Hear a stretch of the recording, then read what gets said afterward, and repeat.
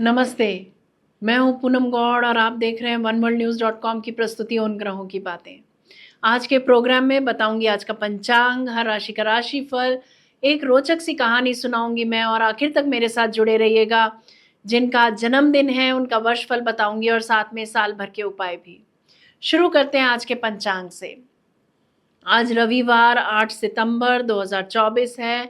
भाद्रपद का महीना चल रहा है। शुक्ल पक्ष की पंचमी तिथि रहेगी शाम 7:58 तक और उसके बाद षष्ठी। स्वाति नक्षत्र रहेगा दोपहर 3:31 तक, उसके बाद विशाखा। इंद्र योग रहेगा रात्रि 12:05 तक, उसके बाद वैधृति योग। राहु काल रहेगा शाम 4:30 से 6 बजे तक।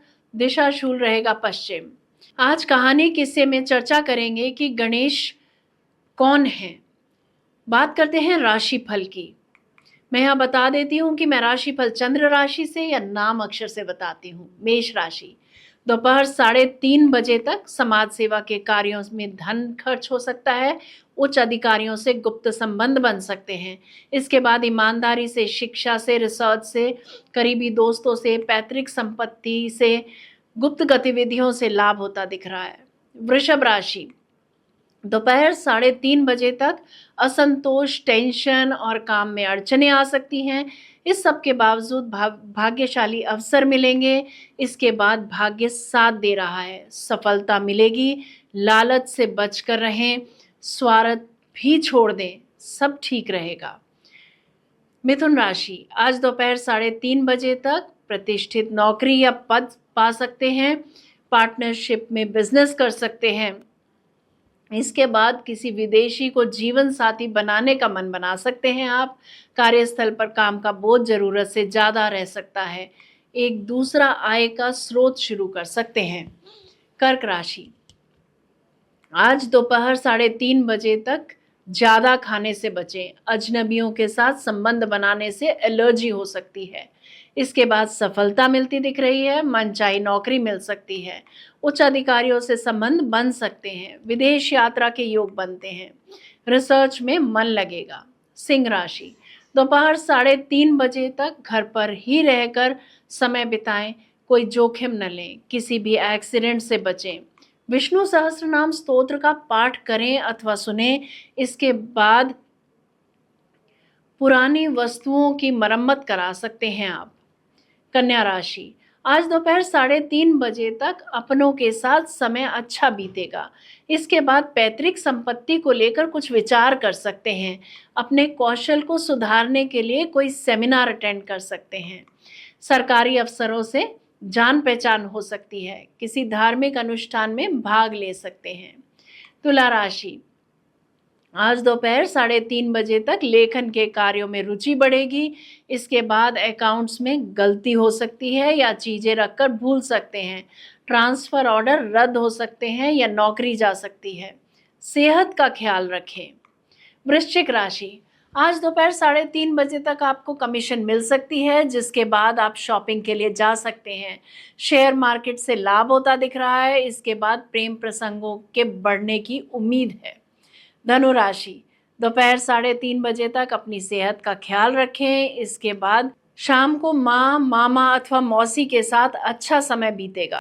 कार्य कौशल में वृद्धि होती दिख रही है। मकर राशि, दस्तावेज खो सकते हैं। कलात्मक लेखन का कार्य कर सकते हैं आप। ट्रांसफ़र ऑर्डर मिल सकते हैं। ट्रांसफ़र ऑर्डर में बदलाव आ सकता है। गुप्त प्रेम की योजना बनाते दिख रहे हैं आप। किसी बिछड़े हुए व्यक्ति से पुनः मिलन हो सकता है। कुंभ राशि, आज लाभ का दिन है। रोमांटिक लाइफ अच्छी रहेगी। आज भाग्य आपके साथ है। वाक्पटुता से लाभ होता दिख रहा है। शाम को सफलता पर उपहार मिल सकते हैं। सोना या बहुमूल्य वस्तुएं खरीद सकते हैं आप आज। मीन राशि, अपने विचारों से किए गए कार्यों के लिए आज ऑफिस में मान सम्मान मिलता दिख रहा है। किसी खास पदवी के लिए एम्प्लॉयमेंट ऑर्डर मिल सकता है। अपनी शान और शौकत के बल पर बिजनेस कर सकते हैं आप। ये था हर राशि का राशिफल। बात करते हैं कहानी किस्से की। महादेव गणेश के विषय में बहुत सी भ्रांतियां भी हैं और कुतर्क भी। उदाहरण के लिए पंचमुखी गणेश की मूर्ति दक्षिण भारत में देखकर लोग पूछते हैं कि ब्रह्मा के 4 ही मुख हैं, चारों वेदों के प्रतीक, पर गणेश के 5 मुख कैसे हो गए? क्या वे उनसे भी बड़े हैं? देव परिवार में बड़े छोटे का प्रश्न नहीं उठता। एक ही परमात्मा के भिन्न गुणों को व्यक्त करने वाली विभूतियों के मित्र रूप हैं। दुर्गा सप्तशती में जब निशुंभ ने देवियों की सेना को देखकर कहा था, तुम तो अन्य देवियों का सहारा लेकर लड़ रही हो, उस समय भगवती ने कहा था, अहम विभूतिया बहुभिः, मैं अपनी ऐश्वर्य शक्ति से अनेक रूप धारण करके युद्ध भूमि में खड़ी थी। देखो अब उन्हें समेट लेती हूँ। फिर तो निशुंभ के देखते ही देखते समुची देवसेना भगवती के शरीर में विलीन हो गई।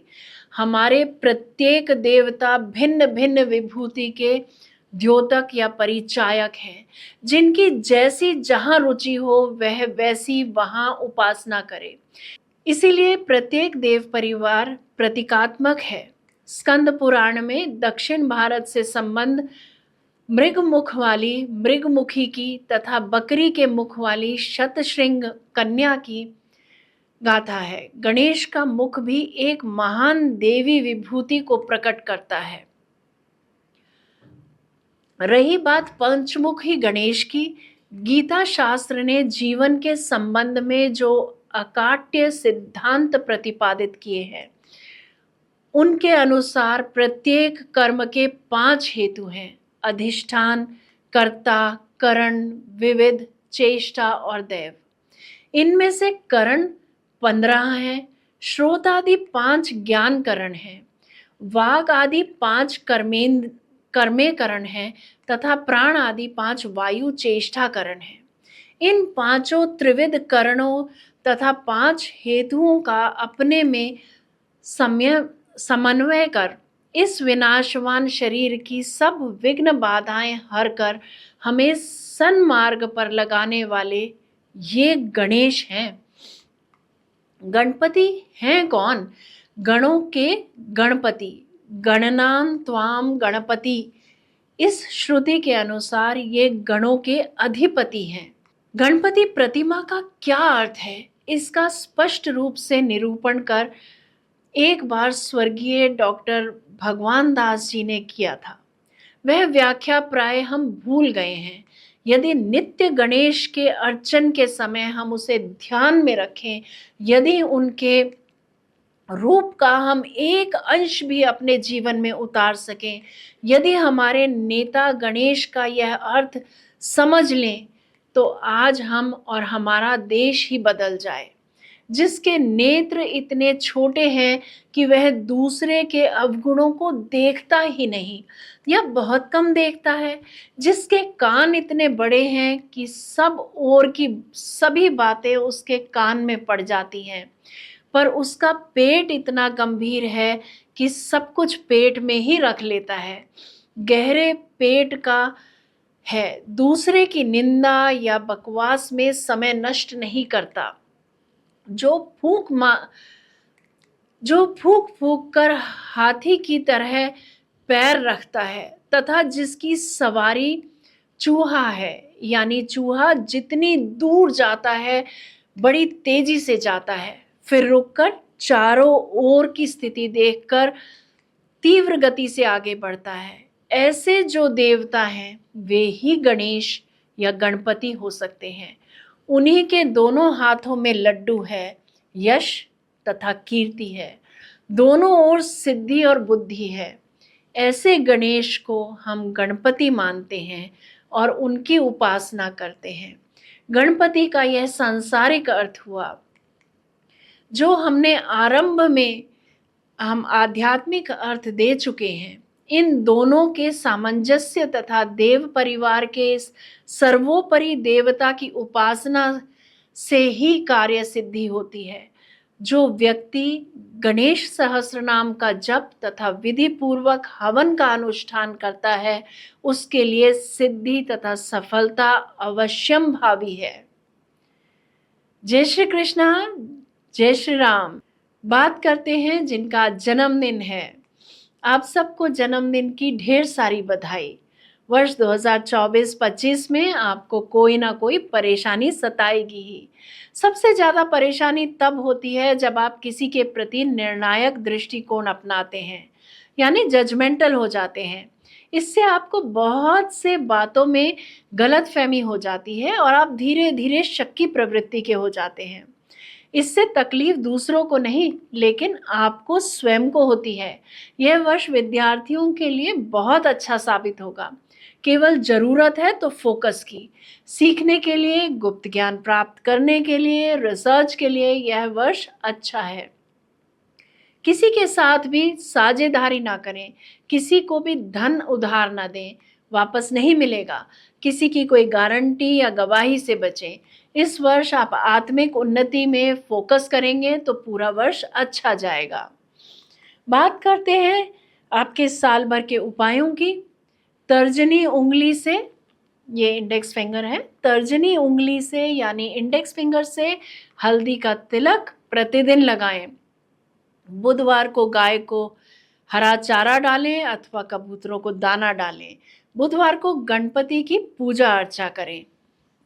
अगर मेरे बताए गए ये उपाय आप नियम पूर्वक, श्रद्धा विश्वास के साथ पूरा साल भर करते हैं तो आपको कोई चुनौती नहीं आएगी, ऐसा मेरा मानना है। अगर मेरा ये प्रोग्राम पसंद आया है तो इसे लाइक, शेयर, सब्सक्राइब करें, बेल का आइकॉन जरूर दबाएं और कल फिर मेरे साथ जुड़िएगा oneworldnews.com की प्रस्तुति उन ग्रहों की बातें में। नमस्ते।